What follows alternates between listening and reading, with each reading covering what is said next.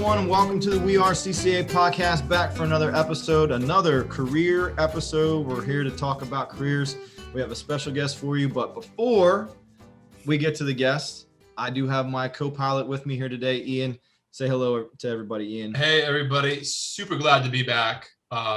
Today we have with us Pete Lavelle, who is coming to us from the Philadelphia area. And Pete, why don't you introduce yourself and kind of talk about where you started with your career? Good afternoon, everyone. Thank you for having me, gentlemen. So right now I work as a real estate agent. I'm not a real estate broker. We'll get into a little bit of that. So, and how I got into that. So we're going to take a little trip back to 1970, back when I was born. I was born in New York. I was raised in Philadelphia. My parents were divorced. I was raised by my stepfather in North Philadelphia. So some of the things that I learned was from him, which is very interesting because the very same person I kind of had disagreements with was the very same person that I was learning a lot from. Went through school, and at the age of 17, I ended up joining the military because at that point, there was nothing going on in my life. I was running the streets. I was a good kid, just looked like I was always in trouble. So I took that path. Served a few years from there. I was trying to find myself. Went up to Alaska, started working in the fishing industry. After that, still searching. And I was in the process of looking for my biological father. Found him. He was living in California. So I moved down to Los Angeles. And then from there, I was looking at a career path of possibly going into med school. My biological father, he was a respiratory therapist. He pushed me into that direction, said, hey, just give this a try and then see where you go from there. So I went to school, took that, met my wife through there. And then we moved from Los Angeles back to Philadelphia. It was through a job transfer. Back here to Philadelphia, and then I worked in respiratory until about 2000 and I want to say 2006, 2007, to about 2008, give or take. Because in the process, I ended up getting my real estate license. I was working in real estate part-time, and then decided to go ahead and go full-time. Finally realized that respiratory therapy was not exactly the field I wanted to stay in. And been in real estate since then. I had a few other business opportunities that came my way, and here we are today. So Pete, you've had a wild and crazy ride with your career path, To say the least. Yeah, I mean, all kinds of all over the map, which is great to have a well-rounded experience, and to like you said about finding yourself. Can you talk a little bit about your experience working in the fishing industry? Sort of what that was like. Very rough. It is very, very rough. You're working anywhere between 16 to 20 hours. But like I said, because I had the military background and able to stay up for a very long time, I was able to sit there and do that and deal with a lot of physical labor. Those 800-pound pots swinging across the deck, if you ever watch the show Deadliest Catch, yeah, that's pretty much what I did. Wow. In between crabbing seasons, I would go do long lining for cod and black cod. So okay. I learned something different there as well. Learned how to do some really good knots. So if there's any scouts on here, yeah, it was some knot tying in there, and it was seasonal, but the money was extremely good. Don't get me wrong, the money was every season. It was a bad trip was like $10,000. So, and that's going back in the 90s. How it is today, I'm not sure. I'm sure things have changed. But it was very labor intensive. Had an opportunity to get off the deck. I started off as a processing the crab, went onto the deck, kind of got tired of being out in the cold all the time. And I kind of worked out a situation that was part-time on deck and then part-time in working with the engineer of the boat. So half the time on deck, half the time down in the engine room, being really warm, drinking coffee, eating extra food. And then I learned quite a bit in regards to boat mechanics at that point. So then from that point of your journey, you went down to California. and that's where you entered respiratory therapy. Yeah, it was shortly thereafter, a few months after I moved down to California. By this point in time, my hair had grown out, which I don't have any now, but by this time I had a ponytail. And so I went down there, and my father just talking to me about it. And he says, look, why don't you go try respiratory? And that's what I did. Things have changed since then. Like back then I was able to get the certification. Now they want to be RRT instead of CRT. So instead of being certified, they want to be registered now. So I went through the certification program, did extremely well, and worked down there. I worked several hospitals, did per diem work in some places, worked agency a few places, and then finally landed a home in a subacute facility, and that's where I met my wife. I was working night shift, she was working day shift, which is the perfect relationship. So Pete, can you talk about, so you mentioned agency, you mentioned PRN, yes.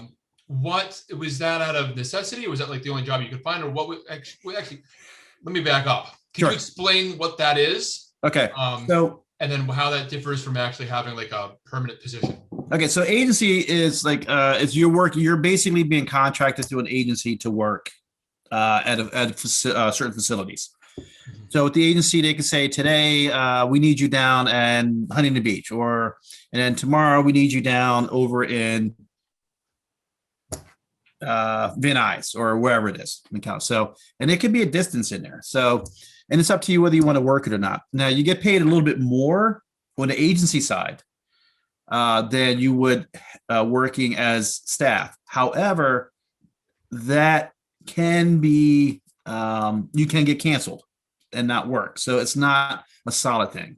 And you probably don't have do you have health insurance with that too? No, you don't have health insurance with it. That's all on you. Now you're not an independent contractor, so you do get paid hourly. They do take taxes out.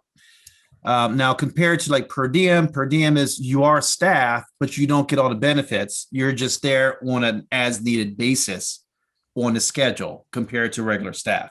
And then of course you have regular, full-time, part-time staff. So then where did you work? I mean, where do respiratory therapists work? Where do you work? All over the hospital. Well, it depends also where you are. Are you in a teaching facility? Are you in a major medical facility? Are you working in a nursing home, subacute? So those things vary also. So as far as respiratory, I mean, of course, here, everybody knows Thomas Jefferson Hospital. They know Einstein, So, that's actually when I was working. Actually, I transferred here. I was working through a subacute, which was Vencor. And then they became Kindred. And then from there, I ended up working got full-time over at Thomas Jefferson University Hospital. And I worked per diem over in Einstein. And I also had a Baylor program or a weekend program over at Chestnut Hill Hospital. So I was pulling in a lot of hours. But as far as departments or wherever you're working, you could be working in rehab, you could be working in the intensive care unit, you could be working in a neurological intensive care unit. You can specialize and work into neonatals, pediatrics. A lot of times you're going to get called into the ER. And I just want to be very upfront and forward with anybody that's thinking about getting into respiratory. You may see some things in there that are kind of traumatic, especially when you work in the ER. I can't tell you how many times, you hear code blue where you're resuscitating people, and I mean hundreds, working in a hospital. So those are things also taken into consideration when you're thinking about pushing forward and working in healthcare respiratory. Can you describe some of the daily tasks that you would complete and execute as a respiratory therapist? I kind of had a saying, I'm the person that put you on life support and I'm the person that took you off of life support. So that was pretty much the thing here. Your main objective as a respiratory therapist is airway maintenance. That's your main objective. You're there, you're working with the doctors, the nurses, of course, family care, social workers and everything else. And you're going in there and you'll be giving nebulizers, the breathing treatments. You could be going in there and helping. You may help physical therapy, like you have to ambulate a patient and watch what they're working on. People are or like long-term ventilator care. You have to, look at that stuff. Short-term ventilation, where they have the ET tubes down in their throats, whatever, maintaining the ventilators. And that's just a small portion. You could be working in rehab, and there's a small portion that would actually go into the OR, and be working as perfusionists. So, and that's a specialty also. In an average shift, how many patients would you see typically in a shift? Well, it depends. When I was in California, it was because they were highly regulated over there.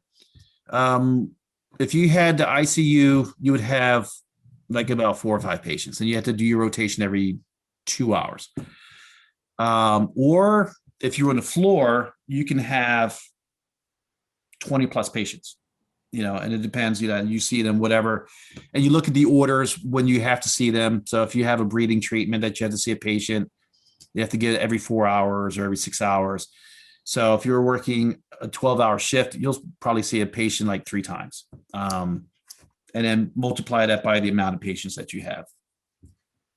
And I imagine that kind of changes based off of where you're working, but like fast paced, slow paced, that probably changes throughout the day depending on where you're at. But in general, how would you describe like the stress level of the job and all that?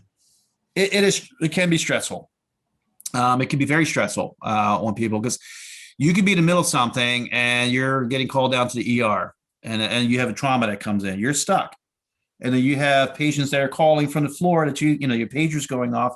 There's nothing you could do, and you have to kind of yell out like, "Hey, can you call so and so to make sure they go ahead?"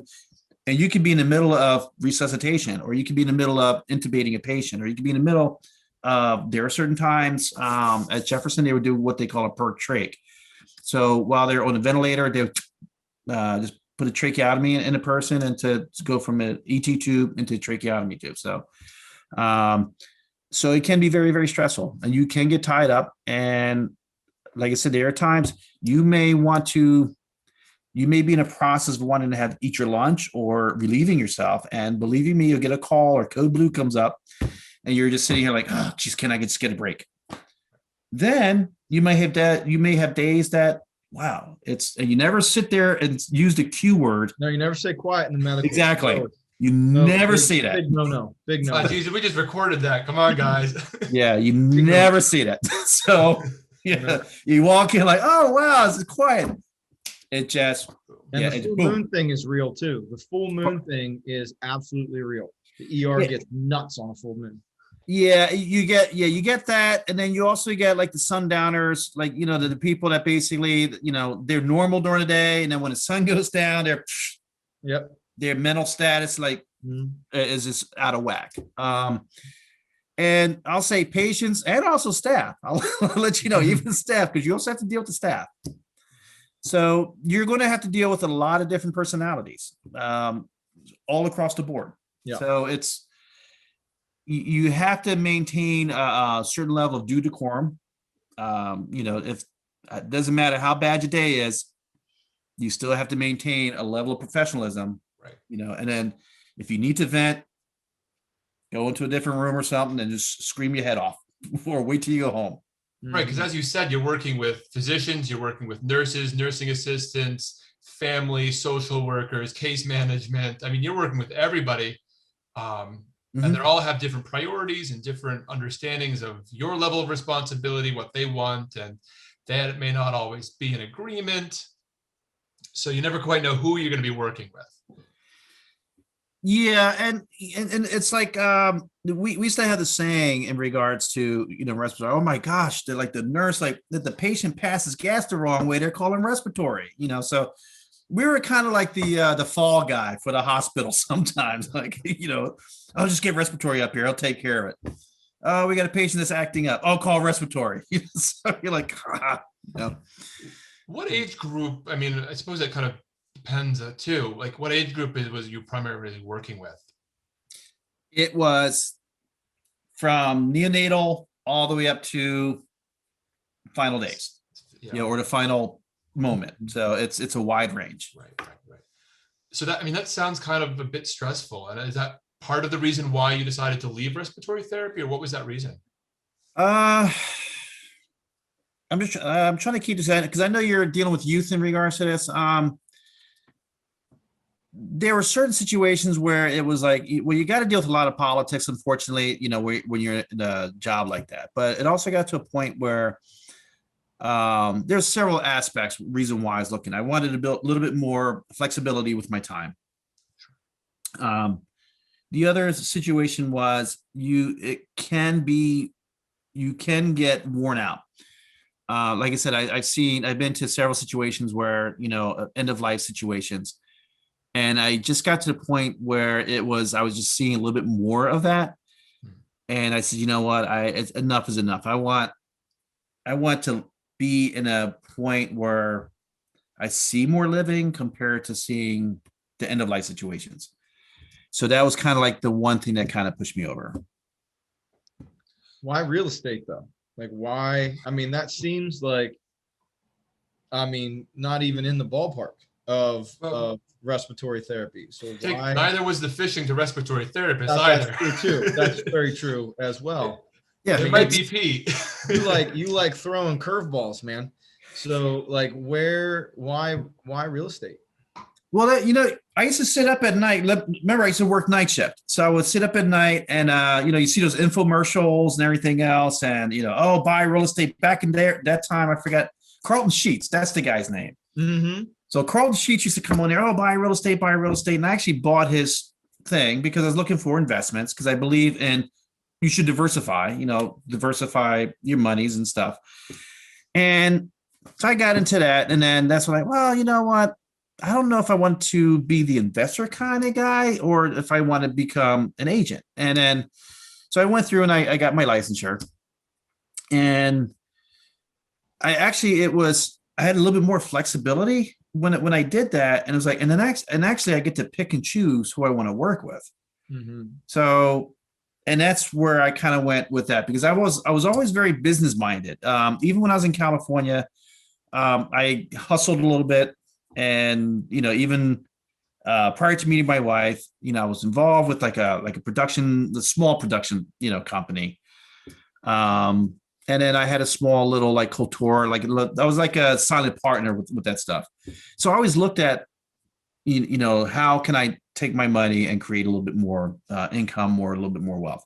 And that's what I saw in real estate. Real estate, you see a lot of people that get involved in real estate and they can create a lot more income, I guess you would say, or you can generate wealth through that. We see, again, I don't want to be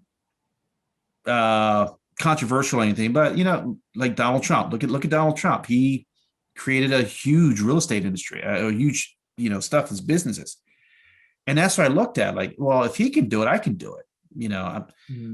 Yeah, I'm not sure at this point in time in my life, if I can become that multi-billionaire like he is. Who knows? But that's how I transitioned into that. And so can you talk about, working in real estate and sort of the good, bad, and the ugly of it all? Well, if you want to get involved, I would say have about 6 months worth of income or some sort of way that you can live off of for the first 6 months. The real estate industry is changing. Because we have this big, huge monster that starts with a Z that's kind of coming after our industry right now. So we do have our associations that are dealing with that. So that's a really big, ugly right now. You're going to have to study. Constantly looking at things, looking at how things are going, as we discussed earlier, like what's going on in the markets. Every morning you got to take a look at that. You have to learn business, you have to learn management, you have to learn people skills, self-development. You're constantly looking at that. Now, I do have a saying, and it's a lot of people joke about it. I like coffee and maybe 4 people. So, but I just never say which 4 people they are. So I'm out there and I'm friendly with people. And that's the other thing is your mentality. You have to maintain, you don't have to be friends, but you have to be friendly with people. So that's part of self-development. The good parts, and it depends. It depends on what type of market you're working in, because there are different markets. You can have the rental market, you have the commercial market, you have the resale market, new construction. You can have different markets, first-time buyers. So there's different markets in there. And the biggest thing I would say to anyone that's going into real estate, find a niche. Find a niche and become the expert in that niche. You can't be, I don't like to use the word can't. Try not to be the end all be all for everyone and everything, because it's not going to work. You're going to wear yourself out. So if you find that niche, you can control more of what your time, and you can control basically the income that you're looking for. So kind of like, jack of all trades, master of none kind of deal. Exactly. Now, do you find, or can you sort of identify, are there any skills, knowledge, abilities that you develop through working as a fisherman, working in respiratory therapy that help enhance your ability to be a real estate agent? Well, I look at everything I've done. Everything I did, every single day, I look at there's a lesson for something, and there's something that you can learn today that you can use tomorrow. So in regards to, like I said, from going back to the military, I'm able to basically stay up for longer hours. I can do that. It's not a problem. Now, of course, the older you get, the less sleep you get. So, but yeah, people skills, dealing with the general public, how to deal with stressful situations.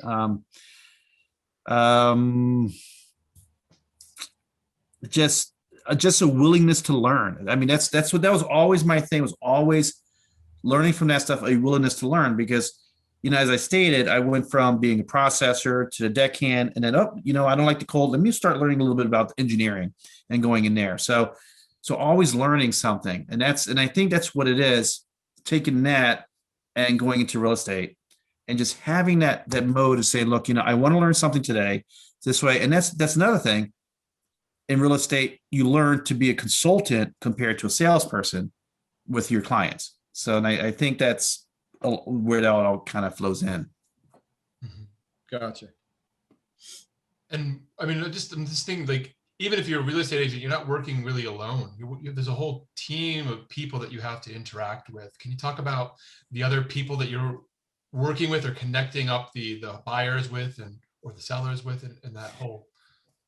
Well, you're going to deal with your transaction coordinator. You're going to deal with your front desk manager. You're going to deal with your title company. You're going to deal with the mortgage company. You're going to deal with the mortgage broker, the underwriter. You're going to deal with the broker. And I guess we're going to get into that, the difference between real estate agent and a broker in regards to that. But there's several different people, your buyers, your sellers. Oh, and then by the way, if you're dealing with a buyer and seller, you may not be dealing with just one personality. So if it's a husband and wife, you're dealing with them. If you're dealing with, a girlfriend or something like, you're dealing with all these different personalities. And sometimes you forget which personality you're dealing with. So you're like, oh, that's right, I got to remember. And if you was at the personality test, like a DISC personality test, how to deal with certain people who are either demanding, inspiring, secure, or want to read the contract all the time. So you always have to keep that in mind on what you're dealing with people. And then to kind of segue into the difference of what a broker is, and I can explain that difference, is a real estate agent works under a broker. A broker is the person who is in charge of everything. And even when it comes to the transaction, the broker basically is ultimately in charge. So if the agent does something, the broker can get in trouble for it. So it's kind of like a pyramid. So the broker is like the guy or the woman on top, and then he has an office, and the real estate agent works under the broker or under the umbrella of the broker. And then you have franchises. The brokers can have, actually a broker can be a broker of, he could be a broker, or he or she could be a broker of like real estate, Century 21, and also Keller Williams. So just to have that, just so someone can have that license to say that they have a broker there. And then when you move forward, if you decide you want to become a broker, you can actually work under the same broker. You can have a broker's license, but it'd be considered an associate broker. So you're a broker, you just don't have that responsibility that the main broker does. As a broker, are you still like out in the field selling, showing and selling? It depends. Okay. Yeah, it depends. It's for some brokers that are out there to have companies. It's better to have what's the term? It's better to have a piece of 100 people than to have 100% of one person. Okay. So that's how they're building the business. So that's how they generate their income or their wealth.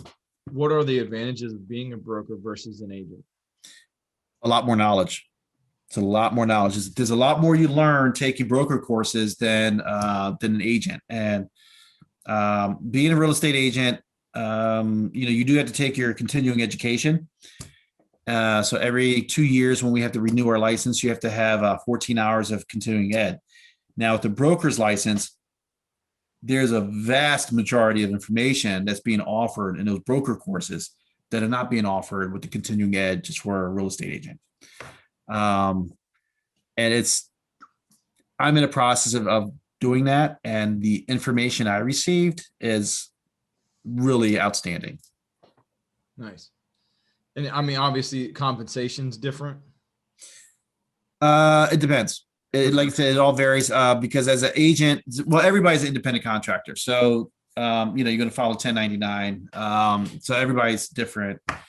So you're going to be responsible for paying your own taxes. You're going to be responsible for your own healthcare. You're going to be responsible for your own insurance, all the other stuff. Under the brokerage, though, there are certain things that cover you.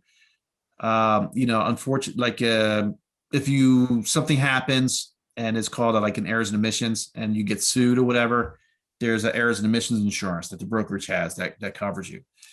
And then, like I said, you're also under the umbrella of a particular company. So if you need certain legal advice, the broker may have that there as well. So other than that, it's your business. You run your business like a business. Now, are those like your compensation for a sale? Is that negotiated with the agency that you work for, or how does that? Well, compensate. Well, it depends on what your compensation status is. Every brokerage or every franchise basically has their own. They have their differences.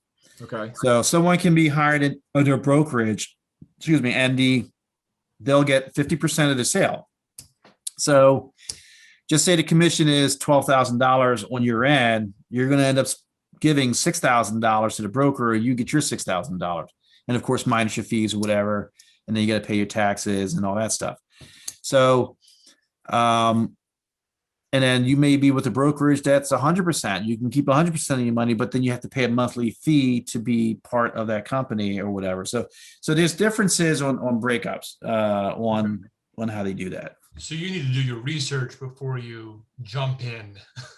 Always, as I tell her, question everything. Yeah, do your research and question it. Yep. And so if your income is basically dependent upon how much you're getting out there, how you're, all of your skills and knowledge. And so you need to keep up on things, self-motivated, good with your own time, ready to start fresh every day. And well, started fresh every day. Sometimes I think I'll just take today off just to, like certain days I break my time up. I time block a lot of things. Things have changed in the past year. So things have, right now our office, like to get into our office is kind of on a limited basis because of the situation with COVID, whatever. So I'm doing a lot of work from home. And it's interesting because working from home, you have to have much more discipline. So, okay, I have to be up at this time. I have to get this done. Now, there are certain days I like the outdoors. I like going out hiking. I'm a big outdoors kind of person. And I always even during the middle of the week, I'll say, okay, I'm not going to work today, but I know I'm going to make it up tomorrow. And I'll take some time out to go out and do what I want to do. So, as I said, a little bit more flexibility. Do you feel like working from home, though, you're kind of like always at work? Do you feel No. like work is with you all the time? You're able to sort of step away from it? Oh, I guess, yeah. See, I could easily step away.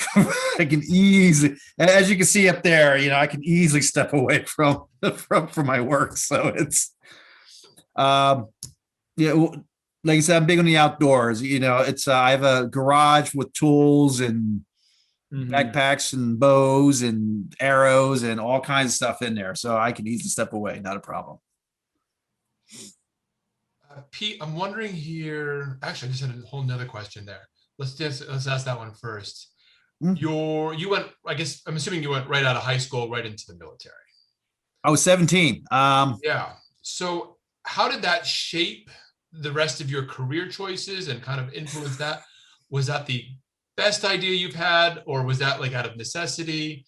And it is what it is. I mean, It was, how do I have a very, very interesting, I was indifferent. I guess say that there was an indifference, I guess you would say, toward my stepfather. So I went to a very good high school. As I went to engineering and science in Philadelphia. I went down there. I finished 10th grade, but I started becoming a little bit misguided. So my parents made a decision to move me from the high school there to go over to Job Corps. And then I went to Job Corps. okay. So from Job Corps, I scored high enough. I was able to get my diploma for my high school diploma because I scored high enough for the test. Back then, they had different things going on. I learned something. I didn't even utilize it. I was too young to even get hired. And after that, I was kind of like sitting at home. And, it was me and my two friends, and we were going out and we are kind of running the streets a little bit. And what happened was from there, I just kind of looked at what was going on in my life. And there was a recruiting station right off of Germantown Avenue in Erie. And on a whim, me and my best friend went in and took a test. Didn't even think anything of it. It's like, okay, I scored high enough. My friend, he's kind of like at that point, they're like, well, he's kind of at that midpoint, and we're going to go in for the buddy system. But unfortunately, he had taken insulin for diabetes. So I ended up going in, and so, but it has, at the age of my mother signed the paperwork, get his butt out of here. It really has, because when you look at, when I went in the military, this 17-year-old kid going in the infantry, it's 110 pounds, maybe 5'7.5". So that was, it really changes you, really. And with doing that in life, it gives you certain mannerisms, certain way of doing things. My wife kind of jokes, sometimes you've been better off staying in the military compared to coming out here in the civilian world, because sometimes it is difficult because there's a certain mindset that you have in the military. There's certain expectations from everybody. And then you come out of the military and everybody's all over the place, so you're having to deal with those different personalities, and having to deal with those different personalities. I think that's where the military helped out a lot. Getting up early, having certain things done. There's a term called eat that frog, get the things that need to get done first before doing anything else. So for the military aspect, that helped out as well. Cleanliness, making sure that I'm always with my boys about clean your darn room. Just looking at those things, certain, you keeping your appearance. Like I said, there's a lot of things that I picked up from the military that kind of got me to where I am today. Definitely. Travel. Oh, that's the other thing. Travel. Yeah, of course. Of course. The number one reason why people go into the military. Yeah. Well, and this is something for anybody listening that's thinking about, I don't want to go to military because I don't want to, I don't want to end up having to go to combat, go to war. There are other career goals. There's different career paths that you don't have to take or become involved in combat arms. So they do have finance, and they have all other kinds of things in there. They have, you can work in the motor pool. There's different things that you learn in the military that you're not going to be put out in the front line or anything like that. So unfortunately, a lot of people think that, and they don't even look at that option. So If they want, talk to a recruiter. There's good bonuses happening right now. That's also another, way of career path there. So Pete, you've made a number of different career changes and switches. Because I haven't grown up yet. So what were some of the signs or like writing on the wall that you recognize, like, hey, I've got to make a change, and this is not the career for me, and this is not a long-term situation. I need to do something different. Like, where were those signs, and where were you seeing them? Well, it's rather interesting. Growing up, my friends will always say, "Oh, I don't know. I don't understand how you're able to basically like skirt around and get away from danger." You kind of see it and you kind of skirt around it. For me, the very first thing going in the military, it was, like I said, it was running the streets. I was a good kid hanging around a bunch of bad people. So that's why I ended up going in.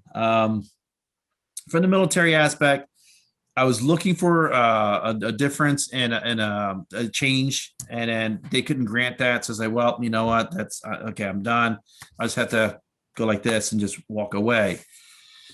And then going in the fishing industry, it was rather interesting because I was dating this girl at the time. Well, my wife's not here. So I was dating this girl at the time, and she had a friend who pulled up in a very, very nice car. And I'm like, well, how the heck did you sit there and do that, like at your age? And she said, oh, I work, I do long lining up in Alaska. It's like, oh, wow. Like, how much do you make? And she's like, I make this. I'm like, oh, okay, great. And I was kind of trying to find something at that point in time. And that's how I ended up going up there, working up there. And of course, being young, you make the money, you spend the money. And then what happened with the situation with the work in Alaska, I ended up having a reactive airway, which was very interesting. I was working on a crab vessel that was also processing.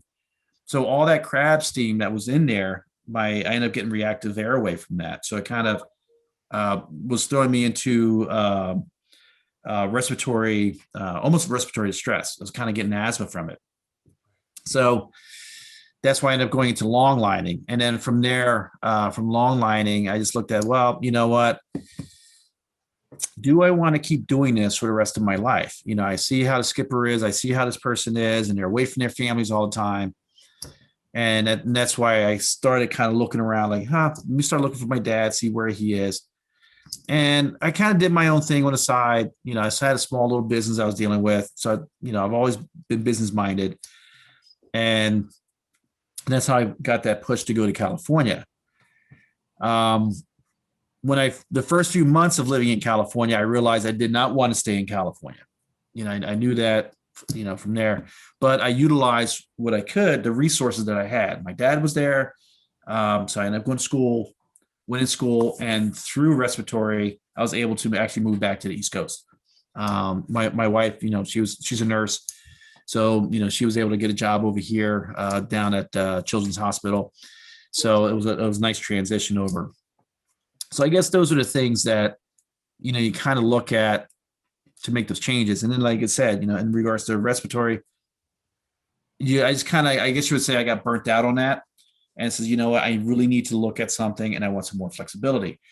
So when you're going through these things, you can see, if you really keep your eyes open, you can see those signs, because you don't want to be in a job just to have a job, but you're miserable,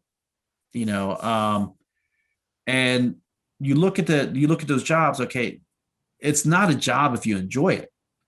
That's always been my mindset. But if you're going and waking up every day and you're like, ugh, it's time to start looking differently.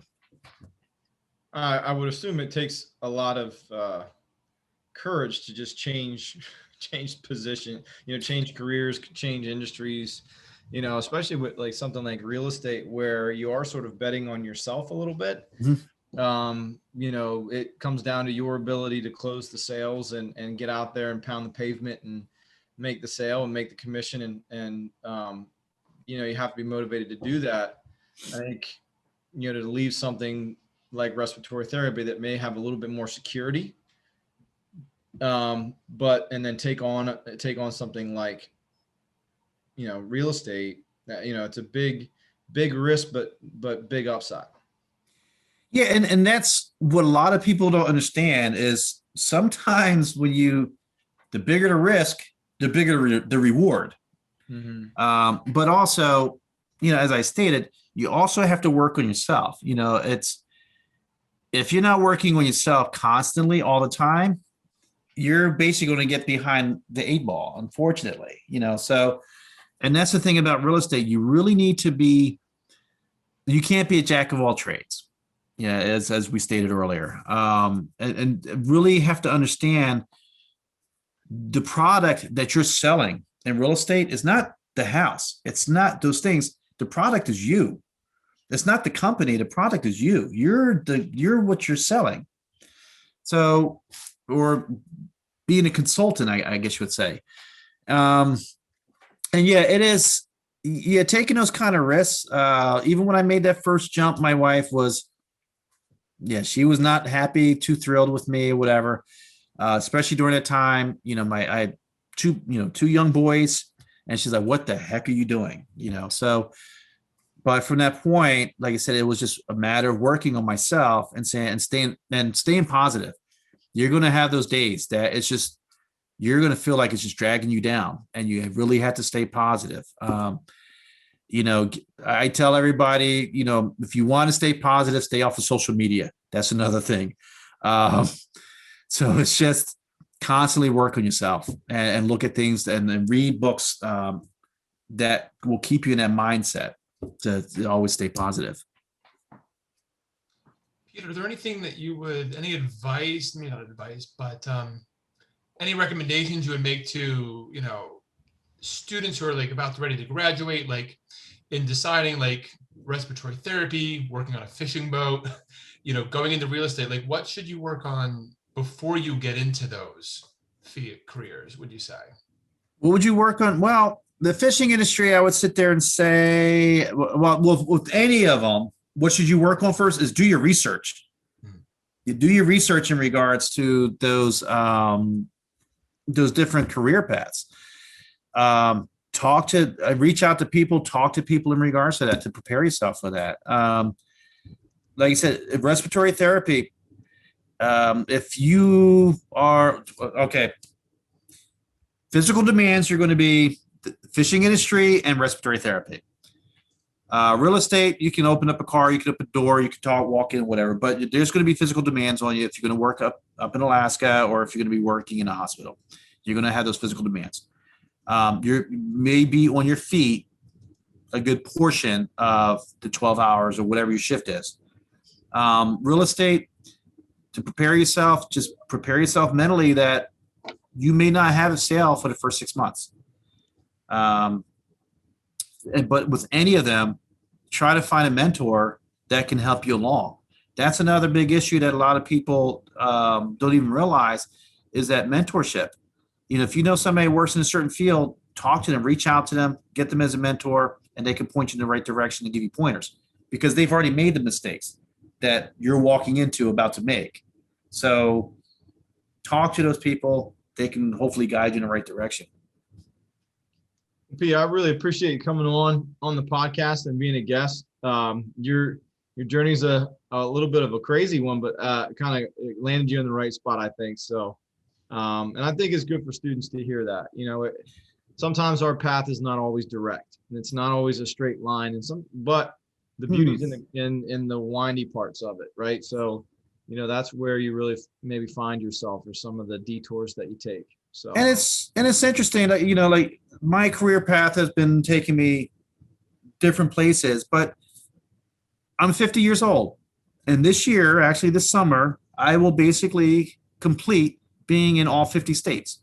So the only two is Arkansas and Oklahoma. Those are the only two that I need to finish up. And my career path and doing these things has also the travel time or whatever. This year I'll finish up 50 states, and I've also been to 15 different countries. So, and this is coming from a kid that grew up in a pretty bad neighborhood in a divorce. So it's a matter of what you want to do. It's a matter of that mindset of what you want to accomplish. As crazy as our roads may take us, but yeah, it's been, there's the expression, like, when you basically end life, you slide into home. So you're sliding in like, as if you hit a triple. So, and that's the way I'll always look at life. Just live it every single day and learn something new every single day. Well, we really appreciate you coming on, being a guest, and look forward to chatting with you again sometime. All right, sounds good. Thank you for having me. All right, thanks, Pete. Okay, you have a good day.